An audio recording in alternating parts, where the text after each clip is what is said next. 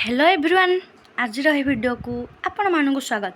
तो पिला माने तो सेकेंड सेमिस्टर पिला मानो पई बतन 100% पिला माने श्योर सिलेक्शन क्वेश्चन पिला माने बतन आसी जाईची। पिला माने एटा सबु यूनिवर्सिटी आउ ऑटोनोमस कॉलेज रे पढुथा पिला माना पई पिला माने हेल्पफुल समस्त पई एही वीडियोटी बहुत गुरुत्वपूर्ण पिला माने कारण जत्ते की क्वेश्चन दिया है 4टा यूनिट रो पिला माने सेती क्वेश्चन बाहर तुम मानर क्वेश्चन आसबन टोटाली बस एति तुम पढ़ियार अच्छी प्रैक्टिस करार अच्छी बस ता बाहर तुम गोटे क्वेश्चन देखिए पाइबनी कि गोटे बुले पकई दे पारे किंतु जोटा बुले पकई से केमी अटेंड कर क्वेश्चन ताकू मु कहि पिला माने नेक्स्ट वीडियो रे। तो बर्तमान देखिबा AC2 इंग्लिश जोटा कम्युनिकेशन इंग्लिश अच्छी से मानकर सेकेंड सेमिस्टर रे कंपलसरी आर्ट्स साइंस कॉमर्स तीन जनकर कंपलसरी। तो पिलाने बर्तमान लॉन्ग क्वेश्चन देखिबा देन 2 मार्क वीडियो आसीबो तापरे तुम मानकर आंसर्स वीडियो आसीबो। तो को मानकर आंसर्स दरकार तो माने वीडियो रे कमेंट करो तापरे आमे आनिबा आमे आंसर वीडियो पिलाने आंसर सब बुझे कि भल से आमे क्लियर करिया तुमको। देखो यूनिट 1 देछि तो पिलाने 1 नंबर देछि कम्युनिकेशन एंड इट्स इम्पोर्टेंस।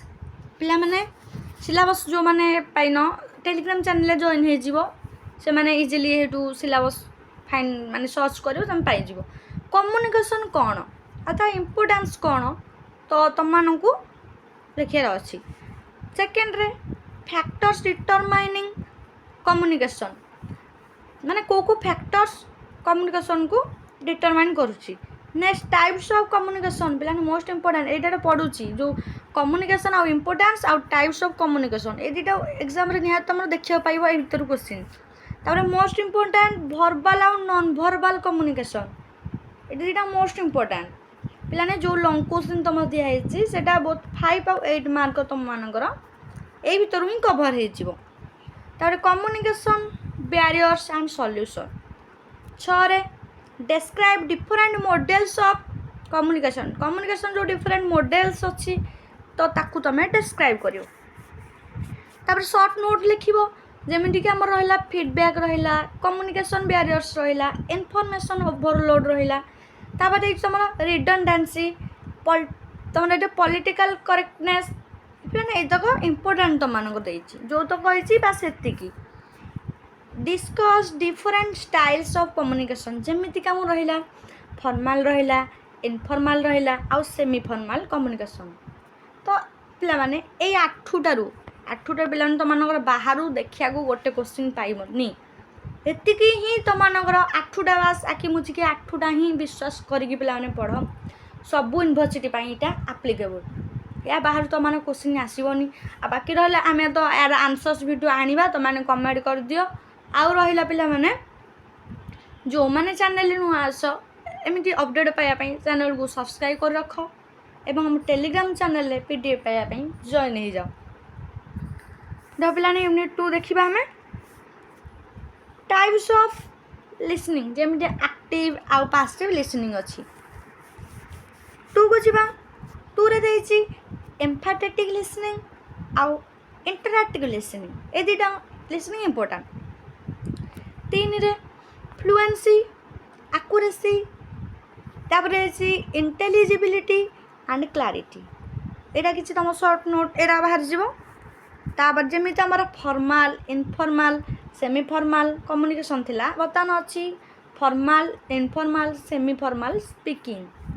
तापर सिंपल एंड प्लेन इंग्लिश तापर भावल कॉन्सोनेंट प्लान ए जिंस जानथियो ए अप्रूव क्वेश्चन आसुची।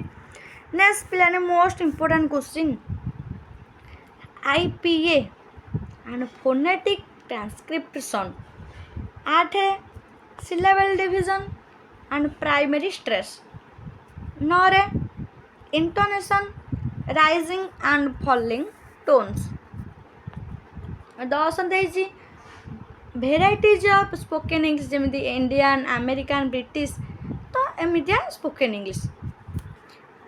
तो देन देखिबा यूनिट 3 के जिबा कौन कौन रही 5 मार्किया और 8 मार्किया important question explain different reading techniques influence रहिला ଆସେସିଂ ମିନିଂ, ସ୍କିମିଂ, ସ୍କାନିଂ ପିଲାମାନେ ମୋଷ୍ଟ ଇମ୍ପୋର୍ଟାଣ୍ଟ ଲଙ୍ଗ କ୍ୱେଶ୍ଚିନ୍ ଏଇଟା ନିହାତି ଆସୁଛି ଏକ୍ଜାମ୍ରେ। Explain global reading and local reading, difference between silent reading and reading aloud. ତ ଏଇ ଜିନିଷଟା ପିଲାମାନେ ଯଦି ଟିକେ ବି ତୁମକୁ ବୁଝେଇ ଦିଆଯିବ ୟା ପରେ ତୁମେ ଇଜିଲି ତୁମ ନିଜ ଲାଙ୍ଗୁଏଜ୍ ତୁମେ ଲେଖିପାରିବ। 3ରେ discuss reading test to understand literal, ତାପରେ ମେଟାଫୋରିକାଲ୍ ଆଣ୍ଡ ସଜେଷ୍ଟେଡ୍ ମିନିଂସ୍। 4ରେ explain different tones of a writer such as admiring, ତାପରେ ଆକୁସେଟୋରୀ, ତାପରେ ଇରୋନିକାଲ୍, ତାପରେ ହେଉଛି ସିମ୍ପାଥେଟିକ୍, ତାପରେ ଆମ୍ବିଗସ୍ ଆଣ୍ଡ ନ୍ୟୁଟ୍ରାଲ୍। ଏଇଟା ଗୋଟେ ଇମ୍ପୋର୍ଟାଣ୍ଟ ଲଙ୍ଗ କ୍ୱେଶ୍ଚିନ୍ଟେ। 5 ନମ୍ବରକୁ ଯିବା। Discuss the writing process with reference to brainstorming, pre writing, writing and post writing. ଏତିକି ରହିଲା ପିଲାଙ୍କୁ ଇମ୍ପୋର୍ଟାଣ୍ଟ କ୍ୱେଶ୍ଚିନ୍ ତୁମର ହେଲା ବ୍ରେନଷ୍ଟର୍ମିଂ, ପ୍ରି ରାଇଟିଂ, ରାଇଟିଂ ଆଉ ପୋଷ୍ଟ ରାଇଟିଂ। ଇମ୍ପୋର୍ଟାଣ୍ଟ ଏଇଟା ଅଛି। ତାପରେ ମୋଷ୍ଟ ଇମ୍ପୋର୍ଟାଣ୍ଟ ପିଲାମାନେ coherence and style in writing. Then ଦେଖିବା ପିଲାମାନେ ତୁମମାନଙ୍କୁ ଦେଇଛି 7 number discuss different types of writing, paragraph writing, literary writing, academic writing ଆଉ media writing. Important question long question ଏଇଟା। ତ ପିଲାମାନେ ବେଶୀ ତ ମୁଁ ଦେଉନି ଅଲଗା ଚ୍ୟାନେଲ୍ ଭଳିଆ, କାରଣ ସବୁ ତୁମମାନଙ୍କର ମୁଁ ତୁମ ମାଇଣ୍ଡକୁ ଦେଖିକି, କାରଣ ଅଲଗା ପାଠ ବି ତୁମମାନଙ୍କର ଅଛି, ତ ସେଟା ବି ତୁମମାନଙ୍କର କଭର୍ କରିବାର ଅଛି। ତ ଯେତିକି ଦେଉଛ ସେତିକି ହିଁ ପଢ଼ିକି ଯାଅ, ସେଇ ଭିତରୁ ହିଁ ତୁମମାନଙ୍କର ଆସିଯିବ। ୟୁନିଟ୍ 4 ଦେଖିବା ବର୍ତ୍ତମାନ। ୟୁନିଟ୍ 4ରେ ତୁମମାନଙ୍କର କ'ଣ ଦେଇଛି? ତ ପିଲାମାନେ ଦେଇଛି explain stative and dynamic verb with suitable examples. ପିଲାମାନେ କେଉଁ ଚାପ୍ଟର ବି ଇମ୍ପୋର୍ଟାଣ୍ଟ ଏଇଟା କହିଦେବି, କାରଣ ୟୁନିଟ୍ 1 ଆଉ 2 ତୁମର ମୋଷ୍ଟ ଇମ୍ପୋର୍ଟାଣ୍ଟ। ୟୁନିଟ୍ 1 ଆଉ 2କୁ ଫାଷ୍ଟ ଭଲସେ କଭର୍ କର, ସେଇଥିରୁ ବେଶୀ କ୍ୱେଶ୍ଚିନ୍ ତୁମମାନଙ୍କର ଆସୁଛି। ତାପରେ discuss modals and auxiliaries in English grammar. English ଗ୍ରାମାରରେ ମୋଡାଲ୍ସ ଆଉ ଅକ୍ସିଲାରି ତା ଉପରେ ଡିସ୍କସନ୍ କରିବ। Explain tense and time reference with examples. 4ରେ ଡିସ୍କସ୍ ସେଣ୍ଟେନ୍ସ ଷ୍ଟ୍ରକ୍ଚର, ଯେମିତିକି ସିମ୍ପୁଲ୍, କମ୍ପାଉଣ୍ଡ ଆଉ କମ୍ପ୍ଲେକ୍ସ ସେଣ୍ଟେନ୍ସ। 5ରେ ତୁମମାନଙ୍କର explain different types of sentence and statements, questions, exclamation and commands. Important ଏତକ ଅଛି। ତ ଏତିକି ଥିଲା ପିଲାମାନେ ତୁମମାନଙ୍କର କିଛି ସିଲେକ୍ସନ୍ ଲଙ୍ଗ କ୍ୱେଶ୍ଚିନ୍। ସାଙ୍ଗମାନଙ୍କ ପାଖକୁ ଭିଡ଼ିଓଟିକୁ ନିହାତି ସେୟାର କର ପିଲାମାନେ। ଆଉ ରହିଲା ଆମ ଚ୍ୟାନେଲ୍ ସହ ସବୁବେଳେ ଯୋଡ଼ି ହେଇକି ରହିଥାଅ, କାରଣ ସିଲେକ୍ସନ୍ କ୍ୱେଶ୍ଚିନ୍ ଏମିତି ତୁମମାନଙ୍କର ଆସି ଚାଲିବ। ନେକ୍ସଟ ତୁମମାନଙ୍କର 2 ମାର୍କର ଦିଆଯିବ ସିଲେକ୍ସନ୍ କ୍ୱେଶ୍ଚିନ୍।